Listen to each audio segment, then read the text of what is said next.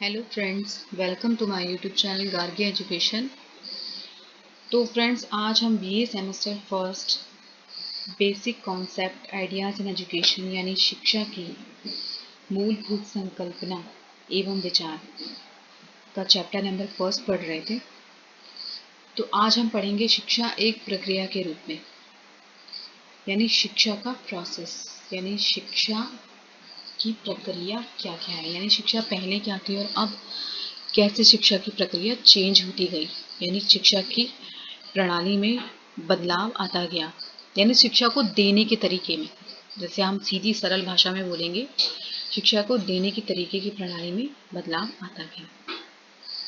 तो फ्रेंड्स, शिक्षा के विकास के शुरुआती दौर में शिक्षा को एक संचयन की प्रक्रिया के रूप में माना जाता था, यानी शिक्षा एक संचयन के रूप में, यानी शिक्षा को एक मात्र ज्ञान के रूप में देखा जाता था कि हमें ज्ञान स्टोर करके रखना है अपने दिमाग में, और इसके अनुसार शिक्षा का कार्य होता था कि वो बच्चों के खाली दिमाग में ज्ञान के बीज बोए। शिक्षक का मन और किताबें बच्चों के मानसिक ग्रंथियों के भंडार ग्रह समझे जाते थे।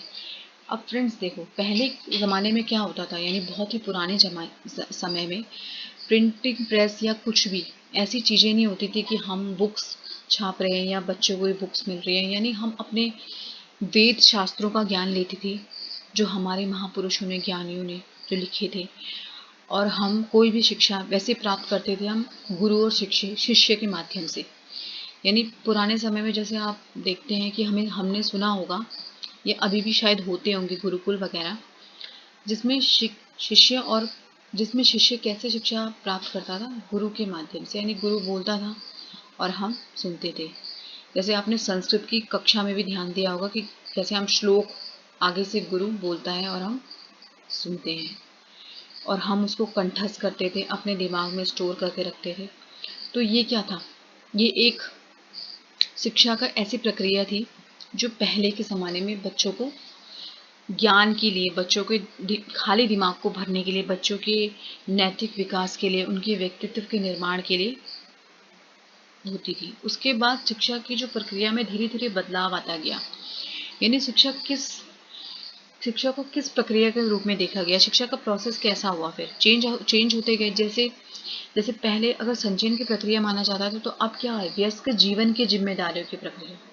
वयस्क जीवन क्या होता है, जैसे हम बड़े होते हैं, जब हम छोटे बच्चे से हम 18 साल से ऊपर होते हैं, तो एक ये जिम्मेदारी के रूप में की प्रक्रिया के रूप में देखा जाता था कि हमें जिम्मेदारी निभानी है, हमें पढ़ाई करके या कुछ भी ज्ञान प्राप्त करके हमें एक रिस्पॉन्सिबिलिटी निभानी है, और हमें तरक्की करनी है जीवन में, हमें आगे बढ़ना है, हमें पैसे कमाने हैं, हमें घर बनाना है।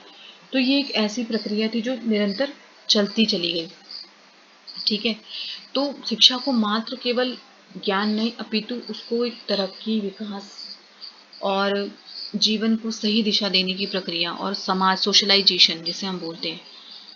ठीक है, तो ये प्रक्रिया में बदलाव आता गया। उसके बाद फ्रेंड्स, अब देखो, जितने भी डिफाइन कैसे कर सकते हैं हम इस चीज़ को, हम अलग अलग राइटर्स के हिसाब से इसको हम डिफाइन कर सकते हैं कि हमारे अलग अलग राइटर्स ने इसको किस प्रकार से, शिक्षा की प्रक्रिया को कैसे कैसे देखा गया है। तो जॉन एडम के अनुसार शिक्षा जो है, शिक्षार्थी और शिक्षक के बीच की दो ध्रुवीय प्रक्रिया है, यानी जो वही प्रक्रिया है जो शिक्षा और जो टीचर और स्टूडेंट के बीच में होती है। लेकिन वहीं पे रायबर्न के अनुसार जो है वो बोलते हैं कि नहीं, ये त्रिध्रुवीय प्रक्रिया है, जिसमें केवल टीचर और स्टूडेंट नहीं होता, बल्कि पाठ्यचर्या यानी सिलेबस भी होता है, वो तय होता है कि हमें इस पाठ्यचर्या को पढ़ना है। तो ये कुछ डेफिनेशंस हैं। उसके बाद है शिक्षा के विभिन्न रूप, यानी प्रक्रिया है शिक्षा की, तो विभिन्न रूप, कैसे कैसे शिक्षा प्रदान की गई, कैसे कैसे शिक्षा दी जा रही है आज के ज़माने में, आज के समय में। तो सबसे पहले औपचारिक शिक्षा। तो औपचारिक शिक्षा क्या होता है? औपचारिक शिक्षा फ्रेंड्स वो होता है, मैं आपको बताती हूँ कि जैसे हम स्कूल में जाते हैं, कॉलेजेस में जाते हैं, यूनिवर्सिटीज़ में जाते हैं, तो वो औपचारिक शिक्षा है। हम स्कूल में पढ़ रहे हैं, हम कॉलेज में पढ़ रहे हैं, हम रेगुलर विश्वविद्यालय में पढ़ रहे हैं, तो वो क्या है, एक फॉर्मल एजुकेशन है जिसमें हमें टाइम टेबल, हमारा सिलेबस या हमें शिक्षण विधियाँ और हमारे कोई भी नियम कानून सारे स्कूल या संस्थानों के होते हैं, तय किए गए होते हैं कि आपको इस समय में आना है, आपको ये वाली आपकी एज है, आपको इस तरीके से पढ़ना है, आपको एग्ज़ाम देने हैं। तो ये क्या है? औपचारिक शिक्षा है। औपचारिक शिक्षा में छात्रों को स्कूल की समय सारणी के अनुसार ही कार्य करना होता है, यानी जैसा टाइम टेबल डिसाइड होता है स्कूल प्रशासन के हिसाब से या कॉलेज में या कुछ, तो वैसा हमें फॉलो करना पड़ता है। तो हमें आगे बढ़ने के लिए, यानी कि हमें अगर अगली क्लास में जाना है तो वो हमें क्या करना है? एग्ज़ाम देना है, जैसे आपको पता है। तो ये क्या है? औपचारिक शिक्षा है। ठीक है। तो इस तरह की शिक्षा, अब इसका उद्देश्य क्या है? इस तरह की शिक्षा जो होती है उसमें व्यक्ति, समाज और राष्ट्र की आवश्यकताओं को पूरा करती है। यानी मात्र ये ज्ञान लेना नहीं है, अपितु इसमें व्यक्ति का विकास भी होता है, समाज का भी होता है, और हम राष्ट्र की आवश्यकताओं को पूरा, मतलब हम नेशन के, अपने राष्ट्र के हित के लिए भी कार्य करते हैं आगे, यानी टेक्नोलॉजी को भी बढ़ाते हैं। ये व्यक्तित्व के ज्ञान और कौशल का विकास करके उसे किसी व्यवसाय, यानी जब हमें औपचारिक शिक्षा के रूप में हम शिक्षा प्राप्त करते हैं तो हम एक सटीक तरीके से किसी चीज़ को, किसी भी ज्ञान को लेते हैं, चाहे वो कोई भी हो। अगर हमें किसी भी फील्ड में जाना है तो हम उससे संबंधित शिक्षा को ग्रहण करते हैं, तो उसे किसी व्यवसाय अथवा उद्योग के योग्य बनाती है। हमें कोई भी ऑक्यूपेशन करना है या कोई भी हमें कुटीर उद्योग खोलना है या कुछ भी हमें बिजनेस करना है, तो ये शिक्षा औपचारिक शिक्षा के सिखाती है हमें। तो औपचारिक शिक्षा में धन, समय, ऊर्जा अधिक खर्च होता है। यानी हमें कोई भी अगर कोर्स करना होता है या हमें कुछ भी बनना है, या हमें डॉक्टर बनना है, टीचर बनना है, तो हमें क्या करना पड़ता है? हमें कहीं एडमिशन लेना पड़ता है, हमें धन भी खर्च करना पड़ता है, समय भी, और अपना ऊर्जा भी खर्च करनी पड़ती है। तो ये क्या है? सब औपचारिक शिक्षा, इसे औपचारिक शिक्षा बोलते हैं। इस तरीके से शिक्षा दी जा रही है औपचारिक शिक्षा के रूप में। तो ये प्रक्रिया है उसकी। ठीक है, इतना समझ आ गया। उसके बाद सेकंड है निरौपचारिक शिक्षा। अब निरौपचारिक शिक्षा क्या होती है? देखो बच्चों, निरौपचारिक शिक्षा को औपचारिक की तरह विद्यालयों, महाविद्यालयों यानी स्कूल कॉलेजेस में नहीं जाना पड़ता आपको। यानी इसमें आपको ये नहीं है कि आपको स्कूल में जाना है रेगुलर, आपका टाइम फिक्स हो रखा है, आपका सिलेबस आप, लेकिन इसमें यह है कि इसके उद्देश्य पाठ्यक्रम निश्चित तो होते हैं, यानी आपका सिलेबस होता है। ऐसा नहीं है कि आपको अब अपने हिसाब से कुछ भी कर, ऐसा नहीं है। सिलेबस तो होता है, किंतु ये है कि आपको कहीं भी जाना नहीं पड़ता। जैसे आप SOL से पढ़ते हैं, हम स्कूल ऑफ ओपन लर्निंग से पढ़ते हैं, हम कोई भी शिक्षा संस्थान, जैसे हम दिल्ली में, हम कहीं, मैंने ऐसे शिक्षा संस्थान देखे हैं, इंदिरा गांधी यूनिवर्सिटी देखी है और DU में SOL देखा है। तो ये क्या है? ये सभी निरौपचारिक शिक्षा के रूप है। हमें इससे क्या, हमें ये सारे क्या है? निरौपचारिक शिक्षा के रूप है ना, यानी कि नॉन फॉर्मल एजुकेशन। ठीक है। तो इसमें मुख्य उद्देश्य शिक्षा का प्रसार, शिक्षा की निरंतर बंद शिक्षा की निरंतरता रहती है। इसमें कंटिन्यूअस प्रोसेस रहता है शिक्षा का।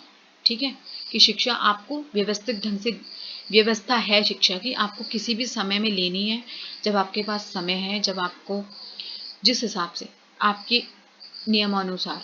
ठीक है। तो इसमें निरौपचारिक शिक्षा में पाठ्यचर्या यानी सिलेबस जो होता है वो शिक्षार्थी की आवश्यकताओं यानी शिक्षार्थी के हिसाब से रखकर निश्चित किया जाता है। ठीक है।